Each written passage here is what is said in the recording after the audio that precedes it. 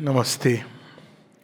So in India, there have been at least two lines of spiritual growth, two pathways that have been opened.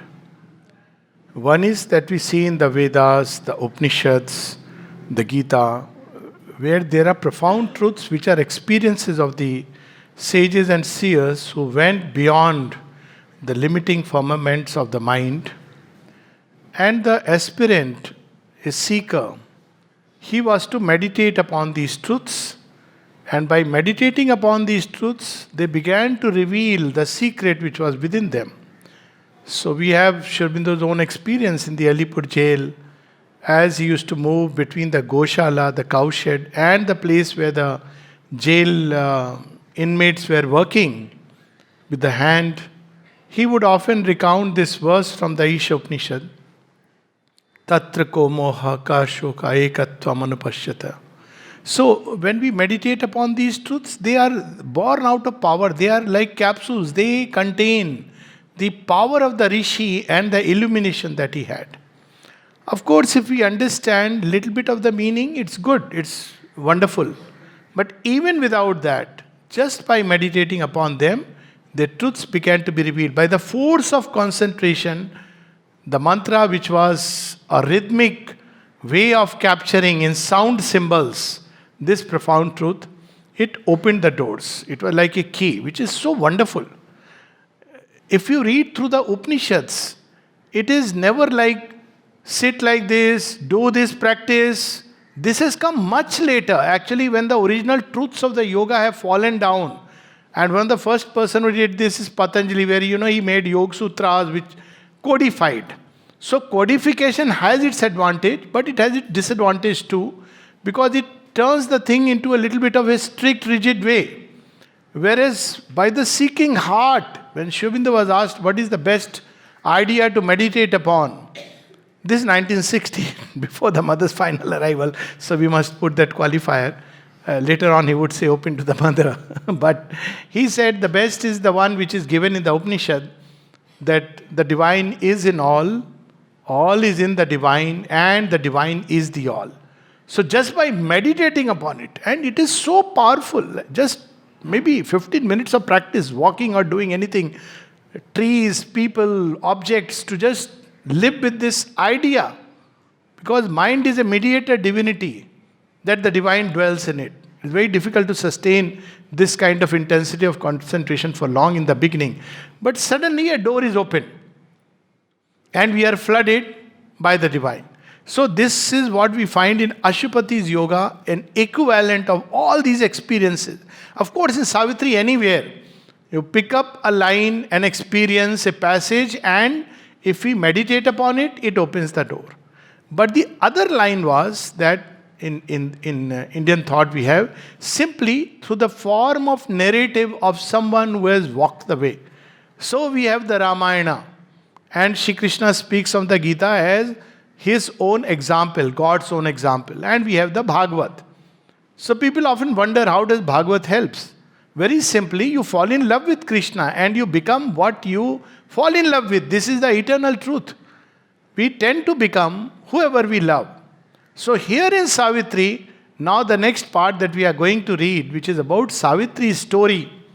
So it's not like Ashupati, suddenly we see Ashupati standing on a height, as Aurobindo himself describes, on a height he stood that looked to greater heights. And he is the representative of the human race, so he is like running with his athlete will, breaking one mountain upon another and climbing and moving into the sky, then into higher domains. We simply are filled with Ashcharyavat Pashyati Kashchidena, filled with wonder. And wonder carries a delight, and yes, we can meditate upon those beautiful lines. But we want something very tangible to grasp to, and that we find in the story of the mother, which is part 2. So just as in the original story, the first part is introducing Ashupati and his yagya to get a progeny, and Savitri, original story, Savitri, she accepts and grants a boon that she will come. Now we see in the same framework, Sri Aurobindo has poured a whole universe of wisdom, power, delight and everything. Now the second part of the original story is Savitri is born, she grows up, again she is described as a noble and wonderful princess, and then she grows up and her father sends her to find a suitor, match, and she goes, travels far and wide, and then she chooses Satyavan, comes back, Narad comes, and Narad prophesies that 1 year only are given to her, and the king and the queen try to dissuade her, but Savitri is steadfast. She marries, and then 1 year is there, and during that 1 year, particularly during the last 3 days, before that she goes through all the joy and grief, and then during the last 3 days she says enough is enough. She does a Ratri Vrat, a kind of vow that for 3 days, 3 nights, she remains steadfast and concentrated upon the divine, upon that power that can change destiny.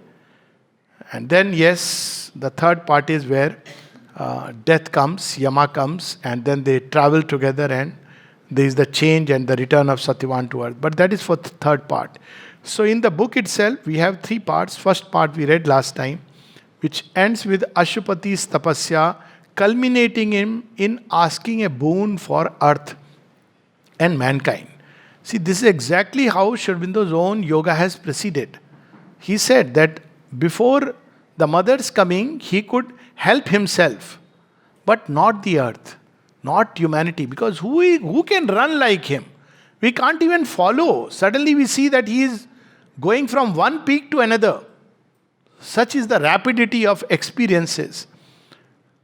So when mother comes, she starts from here, but here there is another magic and mystery which we find only hinted in the Gita, which we don't find in really a good way. It's hinted. Everything is hinted in a way in the Vedas and the Upanishads, but we find it mentioned in the Gita in 4 terse, brief, powerful statements of God's birth in time.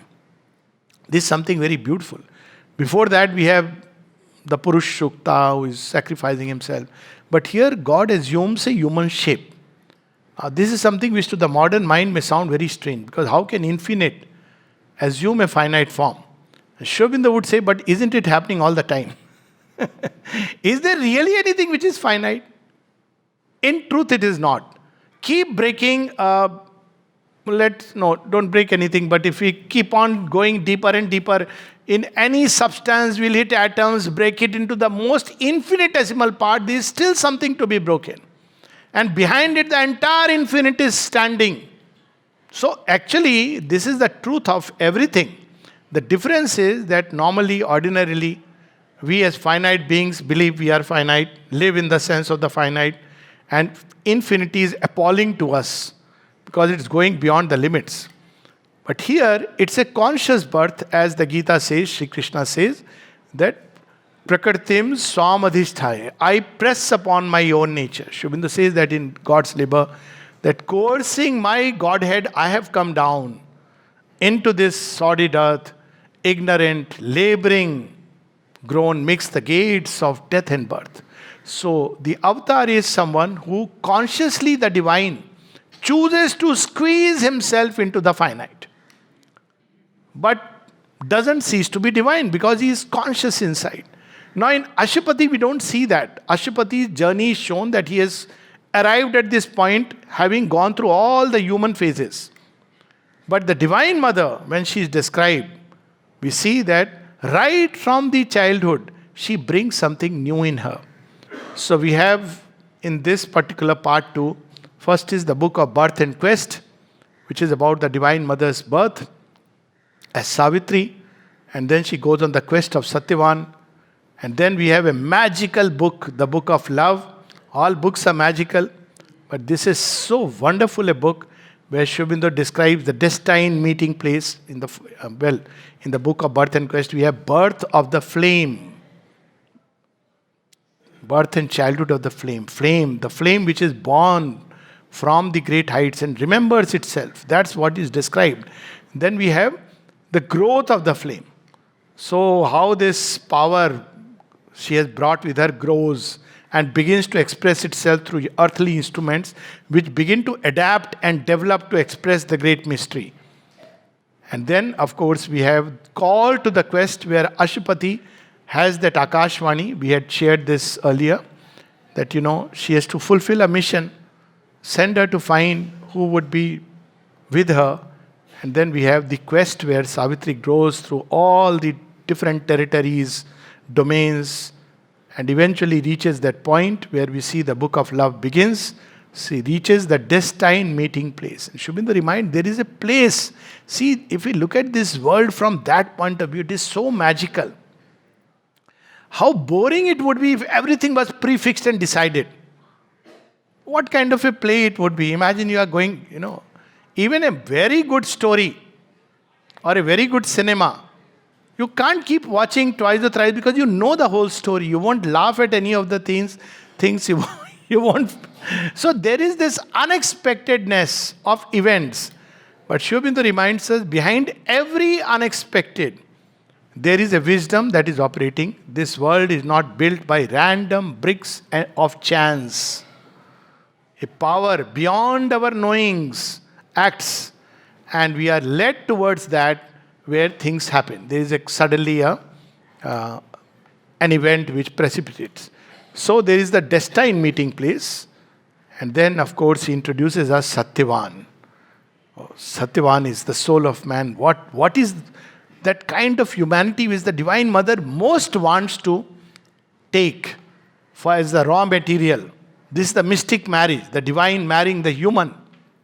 Marriage is not what we understand by marriage. Marriage is the betrothal of earth and heaven. The divine and the human. That's the deepest sense of marriage. So here we see that Satyavan is described, and the beauty of Satyavan is he has never run away from life, even though he's in forest. He's described that he has played with things and he has understood, he has experienced the charm and the beauty and wonder and the depths of creation. He has also had moments when he has experienced the self. He goes and listens to the sages and he has a glimpse of something deeper. But he says, I don't know how to bridge the two.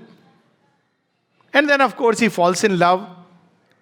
And then we have Satyavan and Savitri. So the mystic marriage that takes place between the divine and the human. Then we have the book of fate. It's all part of part 2. So the book of fate is, Narad has come descending from the higher worlds, and what a description of Narad singing. And as he sings, and Narad, when Sri Aurobindo was asked about Narad, he says, yes, once I saw him on the overmined plains. He was flying on the overmined plains. They are real things which they have seen and known, not just an intellectual, that okay, there is a character called Narad, and he is a wonderful being. I must speak 2 words on his behalf. He has been so much, unfortunately, made to appear like a comical character, which is very sad. Narad is so wonderful. He is the person who shows to Dhruv the path, the great mantra, Om Namo Bhagavate Vasudevaya, is given by Narad. And Dhruv wants the divine because he has been hurt. And Lakshmiji says, why don't you go and immediately meet him? See, he is seeking you. He says, not so soon. He says, you should have a heart. Look at this boy. He's going, young boy. He says, no, not so soon. But indirectly, he hints at Narad. He says, but there are people who will help him. So Narad goes and helps him, gives him the mantra. It's a wonderful role he plays. And he is shown as a catalyst of events. And through this catalyst, his beautifully bringing things together, even the opposition, he actually hastens the journey. So what Narad does is he always compresses time. He is not changing what is going to happen. He doesn't even speak about it. For instance, he will go to the Asura domain and say, you don't know? Indra is planning an assault at you. He's not changing the assault, but what he is doing is, Asura says, oh, is it so? We will go and assault him. Now what is happening in the process? Indra doesn't have to march with the army.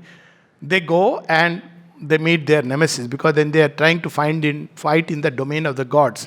Sometimes the asuras have won because the gods had some weakness here or there and they fell. That was also necessary. So we see Narad coming and he describes very beautifully the births of Vishnu, and as he descends on the palace of Madra, just then Savitri enters, and the queen Malavi, Ashwapati's wife, he says, "What a wonderful time you have come. It's such an auspicious thing." Look at the irony now. It's so auspicious you have come. Bless this child. She has come after an errand. Bless this child. So Narad's speech so beautifully showed that he hems and haws and says, "Oh, your hands are looking so red. It looks like you have held somebody's hand.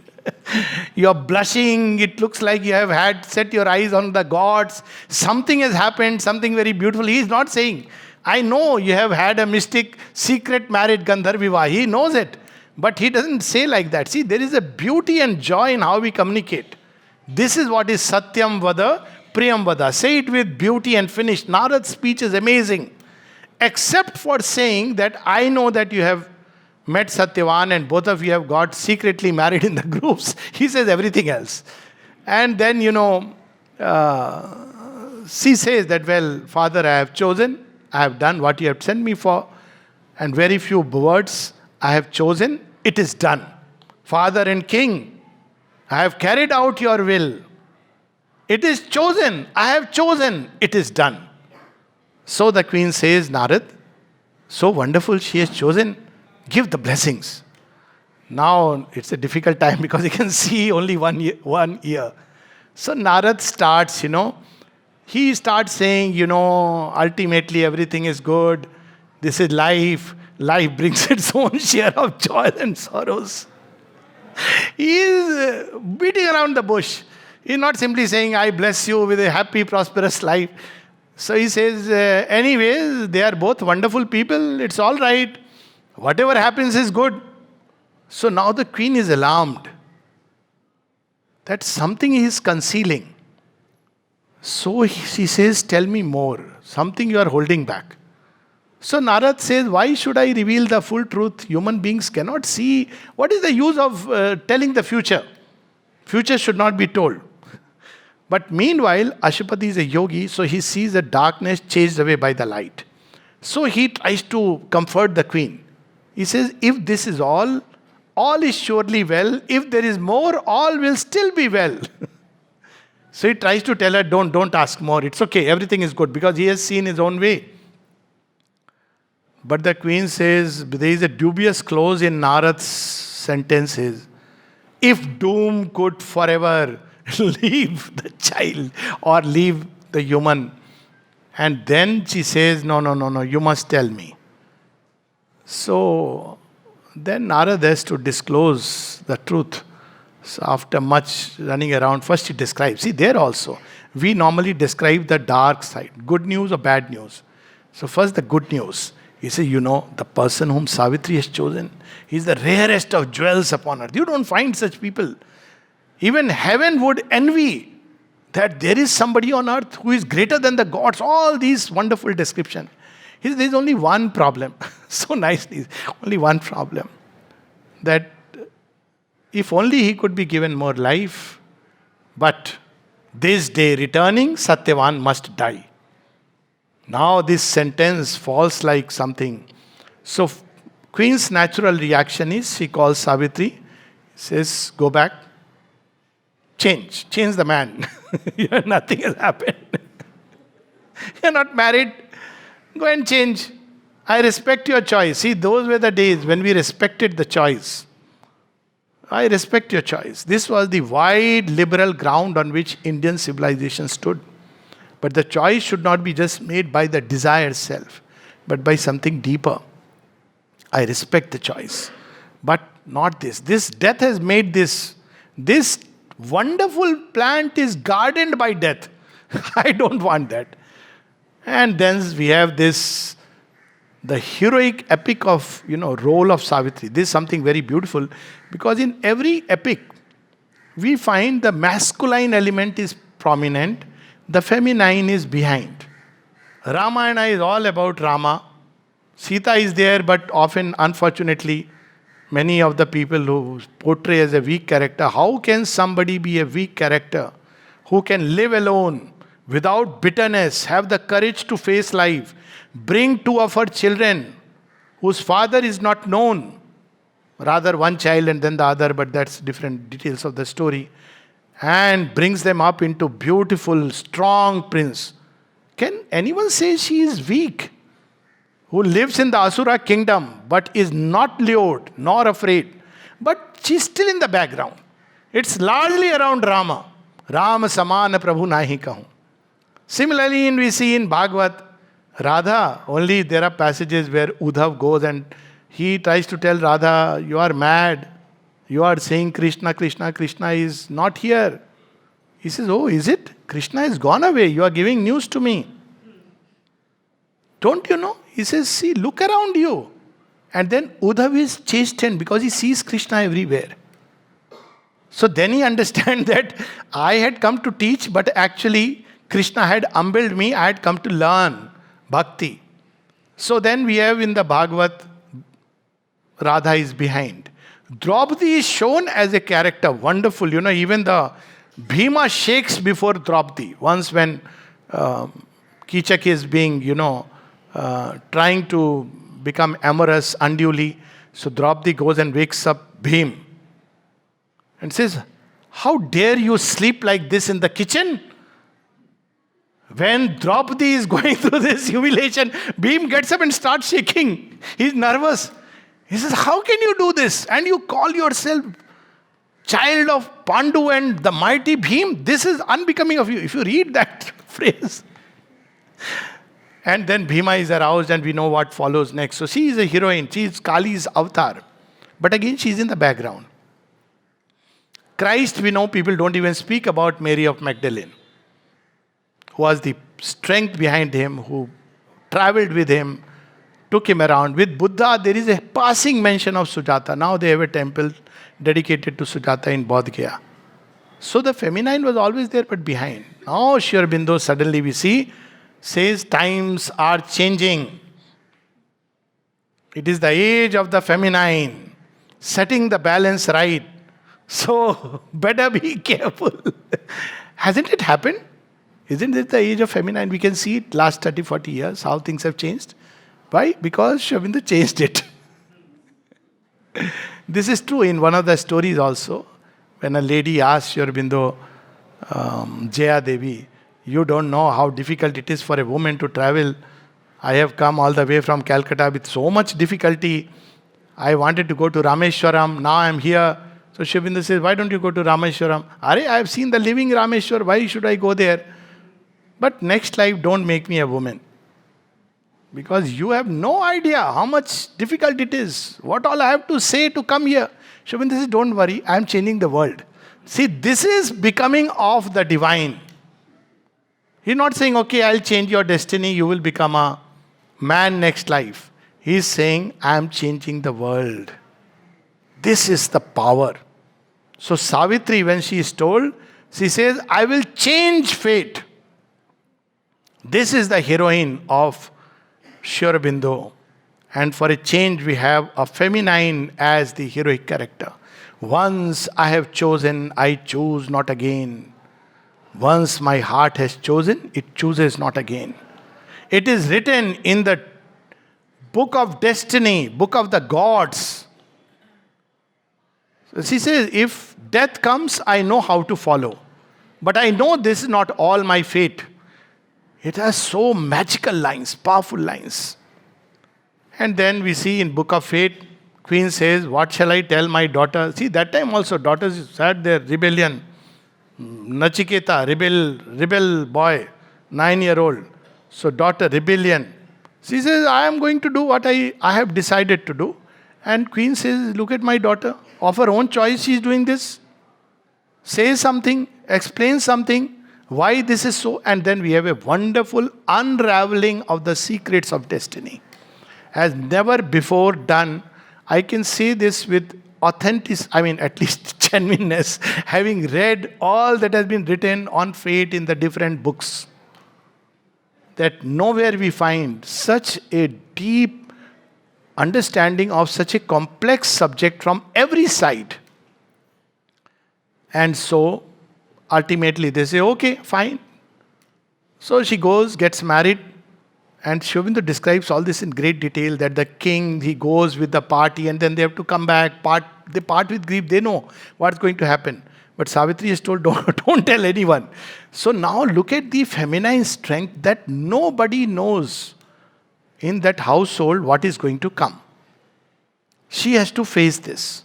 So she goes through all the human emotions. See, that's the beauty of divine becoming human. If divine has never walked the human path, he doesn't know what it means to fall, to struggle, to suffer.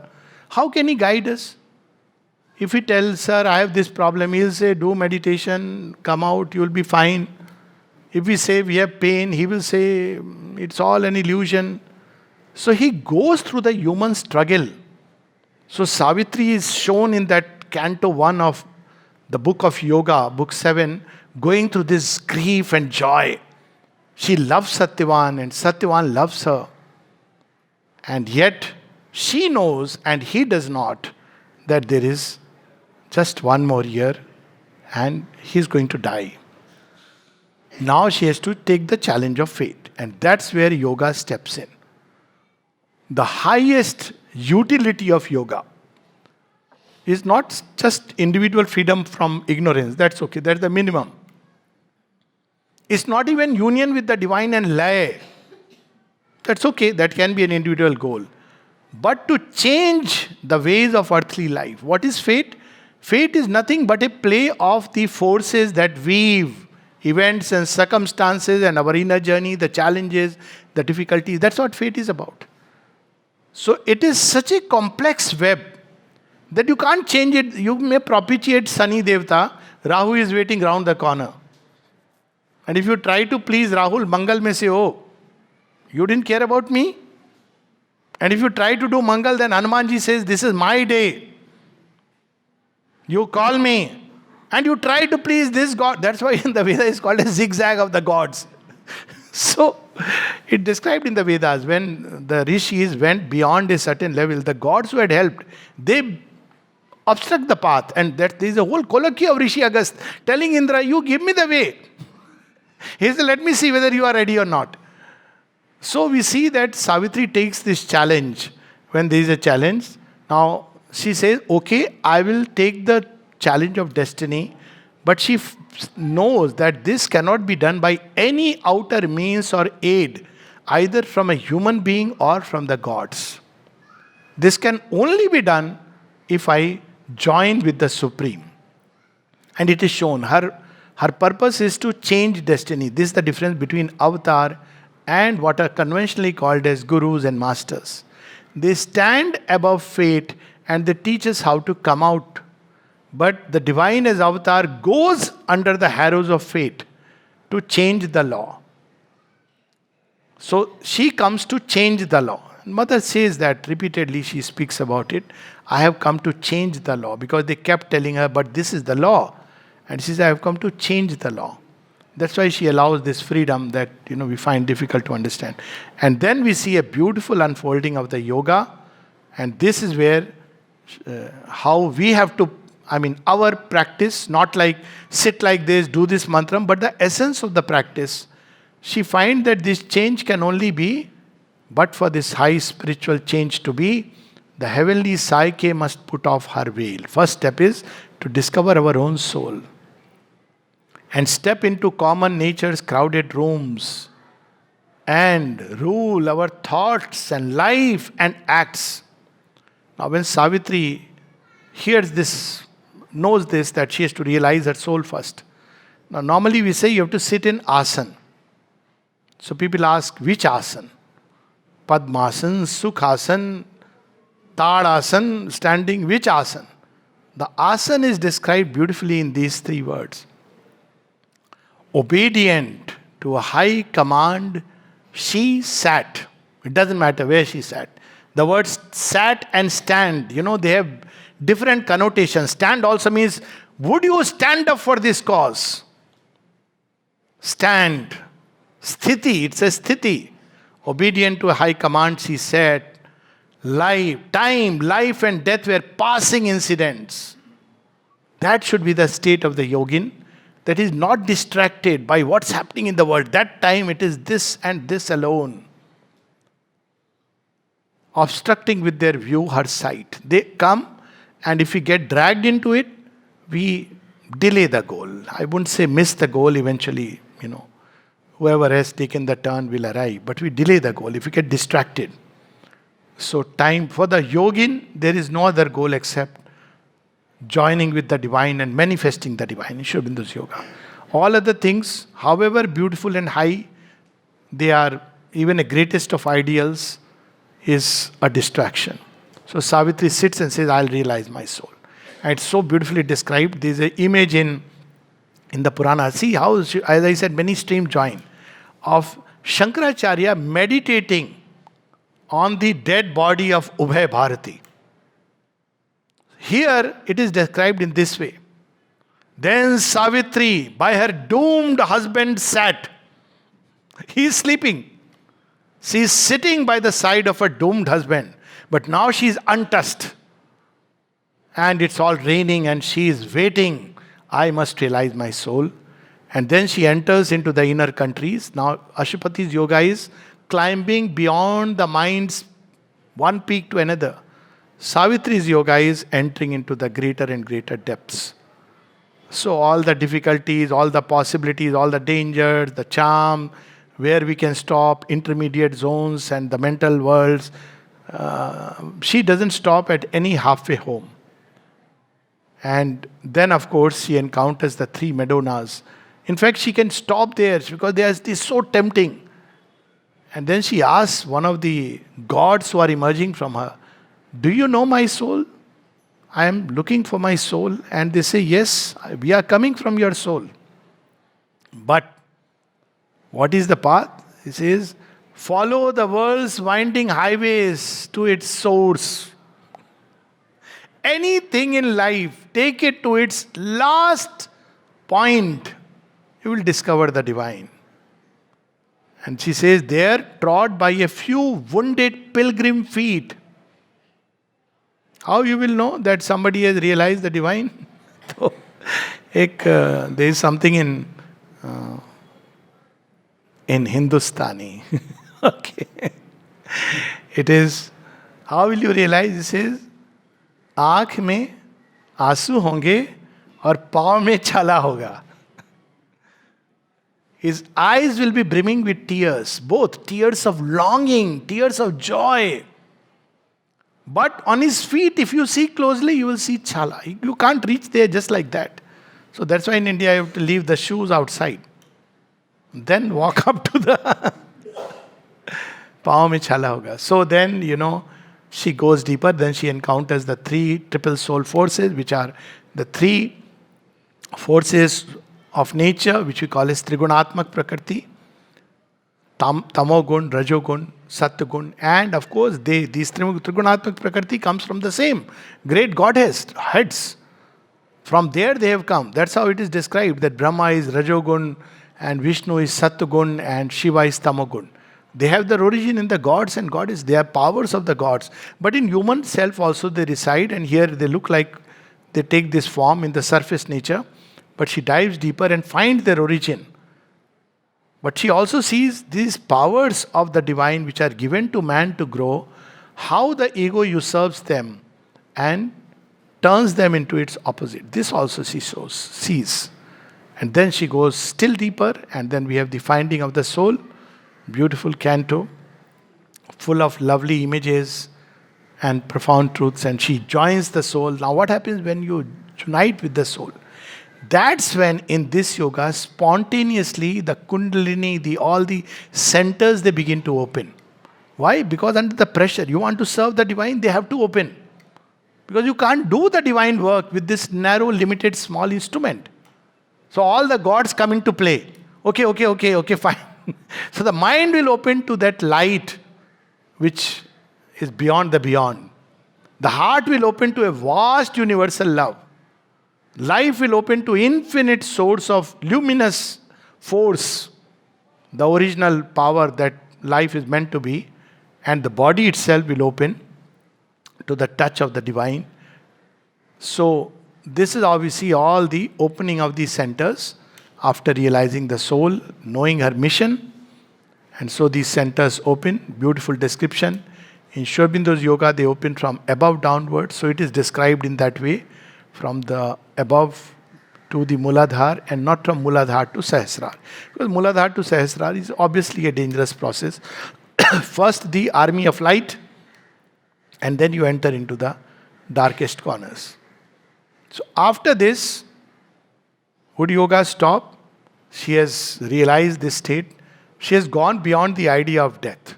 Now she is in that wonderful state. She says, what is there? There is no death. If Satyavan goes, I can walk with him. In any case, that doesn't exist. Now this is a problem because she has come for a mission. She has to somehow be brought into the mission. So in the next canto, Nirvana and the all-negating absolute, we see that a dread voice from the abyss suddenly challenges her. You think forever you can love? You think forever one life can be beautiful? No, it will not be. This is an illusion. There is no soul. You have just, I am death. I am the real creator. I can slay you at will. I can snatch away Satyavan at my will. Now she takes the challenge. What is this? How dare? See, this is how we see if Sita is not taken away. Ram is too sweet and gentle to just go into Ravana's place and start. Lakshman can do that. He is Sheshnag, no? But Rama will say, let him be there in his kingdom. Whatever he is doing, why should I interfere? So destiny has to do something. So Mata Sita is taken by Ravana. Now Rama has no choice but to fulfill his mission, to bring back Janki. So suddenly when this voice of night challenges Savitri, Savitri waits. She experiences a dread fear which rises from the abyss, but she doesn't accept that fear. She waits what I should do next, and then there is the voice of light commanding her, annul thyself so that only God may be. And then Savitri is now equipped. The ego is dead and gone. And then in the next 7th canto, we have the cosmic consciousness. She has to confront this shadow who has been fed by our fear. Death, as they say, that death in the beginning, one of the legend is that when first man died, so he was given charge of the world of death. So he became like Yama.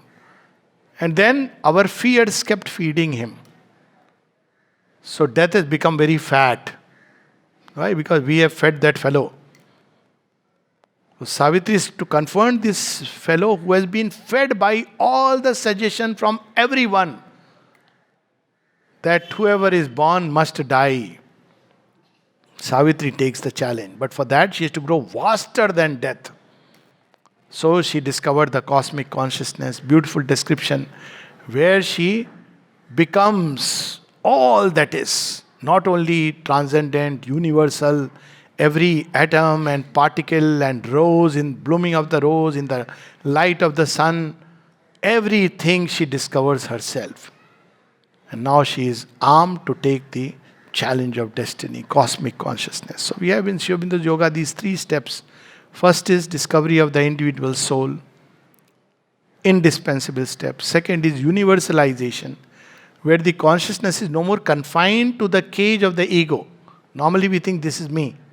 But it begins to expand and penetrate and infiltrate all that is around, then further and further, till one man sitting in a room can begin to influence the world events. Even normally this happens, but it's very little contribution. So that's how Aurobindo could sit in the room and conduct the Second World War. So universalizes. His impact is on the entire creation. That's how the universal consciousness. And the third is the transcendent, because you have to ultimately go even beyond the universe. So these are the 3 terms of the divine, and Savitri reclaims all of them. There is a powerful line there where Savitri's state is described. She has become so vast that Arcturus and Belphegor, 2 constellations. But why Aurobindo uses these terms, it's interesting. Arcturus is a very regarded as a very good constellation, like good nakshatra mandal. And Belfagor is regarded as very devilish, for whatever reason. They both burn in a corner of her boundless self. And then she says, if being and non-being could join and disappear into something greater for which there is no name, that she becomes. This is what the mother's yoga is. That's how she could say, I know who I am. And Aurobindo knew it and he declared it. But what is, I'm not sure, is the usefulness of my presence here. It's so touching a line. I know who I am. Aurobindo knew it and he declared it. Whether man will benefit by my presence or not, only time will tell. Because she had seen that man doesn't want. But she had all these realizations. And then finally, in part 2, we have book 8 where there is only one canto, Death in the Forest. So now we understand this canto 3. It's titled canto 3 because it connects after book 1, canto 2, canto 3. In between, Aurobindo put in all the yoga of Ashupati and fate and love and Savitri's entire yoga, and the story gets connected. In book 1, canto 2, the story is like Savitri wakes up and the world mother in her rises. In book 8, canto 3, it's only titled canto 3, Death in the Forest. Savitri has woken up now and she prays, whispers, there is a prayer to the Divine Mother. And then she asks her parents, can I go out with Satyavan today? 1 year and we have never gone out, seen this place. See how she puts it. She doesn't say, today is a great day. This is the greatness of the great. They hide their grief inside and they give joy to the world. She doesn't tell them. So they say, yes, of course. Are we there to stop you ever? We know that he is safe with you. Bring him back in the evening. And there is such a beautiful blend of emotions there. Aurobindo several places blends different states, different feelings. So he blends Satyavan's state. What is Satyavan up to? He says, because for him it's a great day. Savitri has come out with him. So he says, there I used to play. This stream, one day this is what had happened. These grass over which you are walking, once I had spotted a little hair here. Savitri, this is so, these evenings, these mornings, he is so happy to describe. But Savitri, like an eagle, is waiting when and from which side the death will strike. So Aurobindo described for Satyavan, the day was like years long. He would never want that day to end. Time had stopped. And for Savitri, time is running out. Time is running very fast. She is waiting. And then there is this description that this is exactly how it is described even in the story, Mahabharata story. That he sits on a tree and he is axing the tree and there is a pain and he falls down and he says, I think I am experiencing the pain that I gave to the tree. See, in every little detail. And then as he falls, all that he says is, Savitri, come close to me. Maybe by your touch, I may be saved. And he lies in her lap and death suddenly, Savitri is aware that someone else has come there. The shadow called death. This is how part 2 ends. So we'll stop here. And then as I said in the next session, now we will drink a little bit of the Ganges water from this part of Savitri.